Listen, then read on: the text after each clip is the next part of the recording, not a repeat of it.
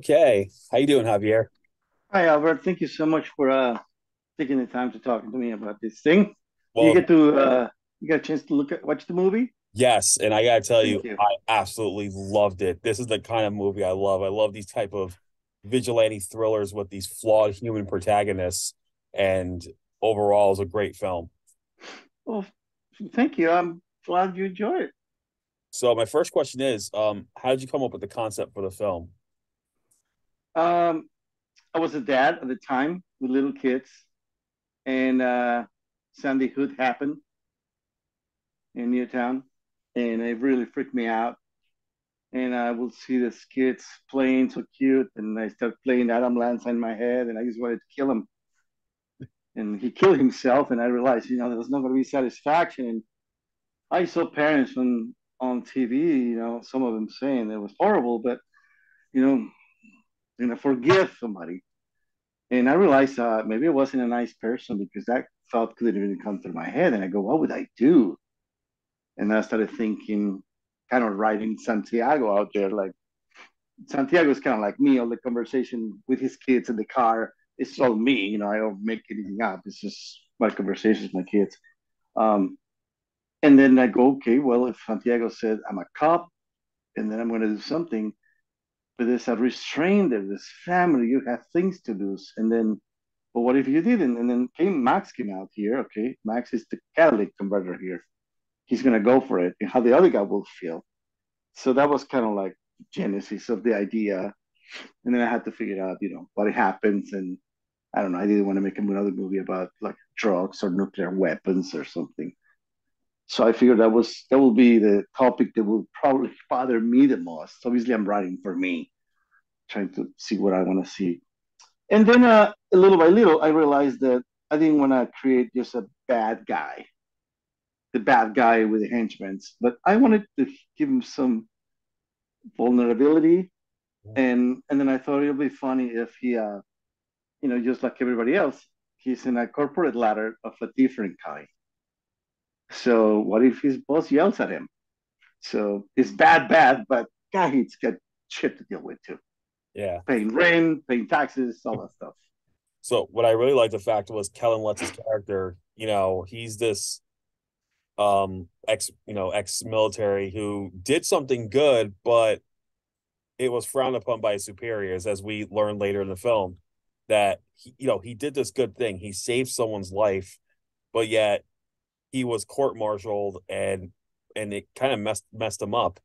And of course, the one happiness he finds is the wife and having this family, only to have it torn apart. Hence, he becomes Palido. Mm-hmm. And you know, I love Kellan Lutz. He's such a fantastic actor, and he pulled it off nicely with this film. And I like the fact that he got to create his own little knives for the film. What was it like working with Kellan on as the protagonist? Killing is awesome, and the movie was 2 hours, but they cut it down. It's an hour and a half now. But you will know that the Kellen, the character, after he was court martial, he was in a hospital where he met his wife, who was a doctor, and he's released under her care as long as she keeps him medicated. So that was kind of where that came from. Um, and then about Kellen, the thing about Kellen that I really like is that he's he loves to collaborate, and he also likes realism. So he will ask me, the character says this thing. I think he will say that. I mean, he just went through this thing. I don't know. It wasn't all about do I look good. He was like very concerned with the truth, and obviously made my job a lot easier because then he does it, and I just sit down and let me look good. Exactly. And I gotta tell you, the one actor who really surprised me was Efren Ramirez, because I'm used to seeing him playing comedic and goofy type roles. So to see him do this film as this cop who has this moral compass, it's totally mind blowing that he pulled it off so well here in a more serious role. And I think he did a phenomenal job, and he should get some sort of accolade for that role because he I was. hope so. I hope so because we got a lot of pushback. People will tell me, well, he doesn't look like a detective. I'm like, what does a detective look like, right? I just wanted that personality that could be outside very tough, but very, very full of heart, a big heart inside. And I saw a lot of people, and there was something about him that it gave me this warm thing. And it wasn't until we were rolling and I see him talking to his wife, we're gonna separate, and I see that face like, fuck, I don't feel good. I don't like this. It's like, oh, look at him.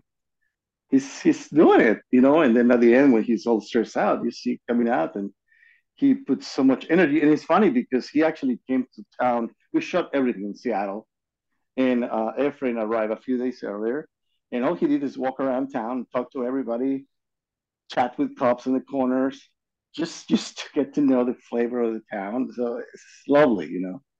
That's smart. In a way, that's like researching like what he's gonna experience, talking to I the cops, hope you I know. hope a lot of people notice the range he has. Oh, I hope so too. And Jeff Fahey, of course, any movie he does, he just blows it away. And he did a great job here as the villain. What was it like working with Jeff? Well, Jeff's another one that again he plays a lot of roles that are very, very tough guys, and I wanted to make him a little more vulnerable, and I love everything is in his reactions. You see a man who's about to blow his head because everybody's a fuck up around him, and nobody understands him, and everybody's screwing him, and he's a bad guy, but there is a pain as well. He says he lost his son before, so when he's talking to Max, I know how he feels. I mean, he's bullshitting, but at the same time, he's also being true to his feelings. Dude, I didn't mean to hurt you. I thought it was this other guy. Yeah, I have no beef with you, but it business is business. Um, but the conversations about these guys walking into his house, this private house, and putting their feet on the table, and all these little things seem to just irritate the shit out of him. oh yeah. I mean, especially with his cronies. I mean, they look like Gen Zers basically, who are like they don't have that. They have that more modern like thinking, like, oh, he may be our boss, but we're still going to do whatever we want to do, basically. Yeah, I didn't want to do just henchmen. I wanted everybody to have a little personality. Yeah, and then of course this feels very graphic. I mean, and the violence. I mean, we see a guy's hand get chopped off. We get to see some. I gotta tell you, the torture scene with Max and the one guy in Max in the chair. I was cringe. I literally was like this throughout the whole time. I was like freaking out. Like I can't take. It's funny Yeah, that I can those are take the little things. Yeah, I can take people getting arms chopped off, but I can't take when things happen. Little things like nail. yeah. Oh, that just oh ugh. You remember Ace Ventura Yeah. when he's trying to torture a guy? Yeah, And he he does the goes, I just eyeball. That freaks. Yeah, I was like, touching his own eyeball, like, oh. exactly. That's what it reminded me of. Yeah, I don't have to touch you a lot. I mean, a little things go a long way. There's paper cuts and all this. I always imagine a needle going on there. I used to live in Mexico, and I remember if cops, in order to make people talk, they would shake a Coca-Cola and put up their noses. Oh man, this is So crazy. I did better between doing that and then the thing, but I think Kellan was like, let's fake the needle thing so I don't have to get anything in my nose. Exactly. So, how long did shooting take, and what challenges did you face during production? We shot for about 18 days only. So a lot of times you're trying to get these beautiful sequences and we're running against time. And everything went pretty smooth. We had a great crew, a great attitude, but we did get hit by COVID. On a COVID outbreak that shut us down for about a week. Oh wow.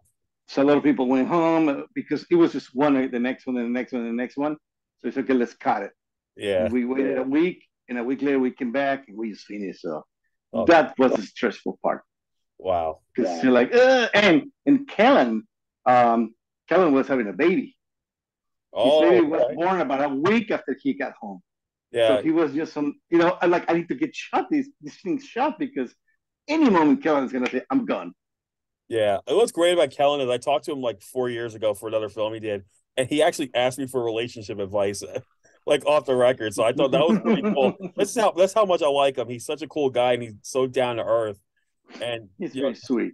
yeah, I gotta say that the film has this open ending. Or is there possible down the road we're gonna see the return of El Palito? Because I could definitely see a follow up with this I actually, I wanted to know what will happen next. So I started writing a sequel, not even thinking before I even made this movie. I wanted to know where it was going. So I knew Jeff was not coming back. right. Uh, no more than his hair. You see that hair hanging in the baseball bat? That was sweet. Um, yeah. So I figured it will start with Santiago and Max sitting at a bench discussing the fact that he gave him an address, and then now he kind of went overboard with this uh, meth head lady Yeah, I could from definitely the see last that. movie. I could see So that. it's like, yeah, that was not the goal. Let's Yeah, talk about this. Let's put some rules. We're gonna do this. I'm gonna give you addresses. I don't have the weight on my shoulders. You do it. But I don't know. We'll see. awesome. So what's next for you down now that this is in Canada? Is there anything new that you're working on in the meantime? It's another movie I wrote. It's coming up on December 15th, called Ruthless, Mhm. with Dermot Mulroney. That was directed by Art Camacho. I just wrote that one. Oh, Uh, Camacho, big fan of his. you know Camacho? Oh, Well, I've he's known really him. good at action. I used to talk to him like many moons ago. So yeah, I've known him for a while now. So, he came from stunts, Yeah, and this movie is, they wanted me to do this action movie from scratch. And they said, okay, we just wanted to be in Vegas, and there's a guy called Frank. Start. That was my direction. But I didn't want to use guns. So I wrote this guy as a high school racing coach. So if you go online or YouTube, you watch the trailer, all yeah. he does is break bonds all over the place. Oh, nice. So Art is really good on that kind of action. So he was a good fit for that film. And I watched the movie, and the trailer looks really good. I'll check that one out. I'm working on the Flight Response, which is an action film. It's all fast paced. Mhm. Um, my love, which is The Room Above, which is a murder drama that I'm working. I mean, it's ready to go. I'm just trying to get it going. And Kellan and I are talking because I wrote a movie called um, American Revision, and it's a time travel movie. Ooh. And it's kind of like a mix, like a Back to the. I mean, obviously from Back to the Future, everybody was that was the beginning for every filmmaker. Like, oh, time travel, but time travel is something that bothers me, and I think about consistently. Um, so Kellan seems to have fun with the idea, and it's kind of like a Back to the Future meets Death Wish. Um, so it's dark, but it's fun. That's awesome. Well, Due Justice will be out on November 24th. Kellan Lutz is fantastic in this movie. And if you guys want like Efren Ramirez and want to see him do something aside from what his usual stick is, you're gonna want to see this because this is one of the best roles he's ever done. And Javier, thank you so much for taking the time to talk about the movie. Thank you so much. I appreciate your time, man. All I right, you take appreciate care it. and have Thank a you good so day. much. I'm sure we'll talk again. Oh, definitely. Looking forward to it. Take All care. right, Bye. take care.